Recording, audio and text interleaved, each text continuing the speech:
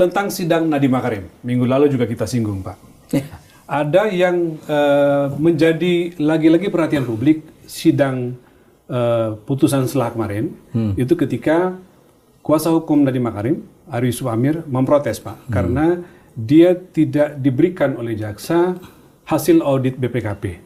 Padahal menurut dia itu haknya terdakwa untuk menyaksikan. Jaksa hanya akan memberikan kepadanya ketika sidang berlangsung di depan hakim. Dan itu artinya terdakwa atau pengacaranya tidak sempat membaca itu. Seberapa jauh menurut Pak Mahfud ini terjadi? Apakah ini fair atau tidak?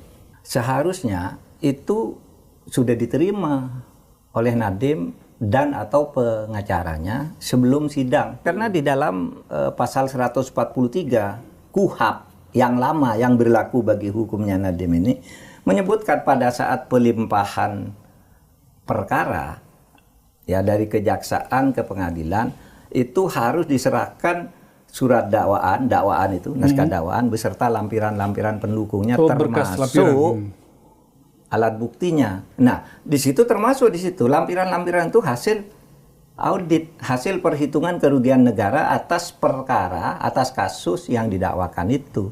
Oleh sebab itu menjadi tidak fair gitu ketika sampai saat terakhir itu Nadiem dan pengacaranya belum baca auditnya, bagaimana dia mengerti atas dakwaan itu saya korupsi apa dan di mana, kan gitu. Asumsinya kan begitu. Nah, oleh sebab itu ini juga menjadi kritik terhadap kejaksaan. Lalu yang kedua yang memang penanganan di luar sidang, di mana Nadiem itu tidak boleh bicara kepada wartawan, itu kan tidak boleh. Iya, di sidang sebelumnya begitu, sementara Pak. dia jaksanya bicara ke wartawan, konferensi pers di kantor kejaksaan, memberi keterangan mau sidang, memberi keterangan sesudah sidang. Masa Nadiem tidak diberi kesempatan? Itu haknya dilanggar berarti ya? Haknya dilanggar, tidak ada keseimbangan itu. Lalu yang ketiga kritiknya, dulu katanya Nadiem itu kan sudah merencanakan kejahatan ini, kejahatan Chromebook ini, sebelum menjadi menteri. Terbukti ada pembicaraan lewat grup WhatsApp. Di situ ada namanya grup Mas Menteri.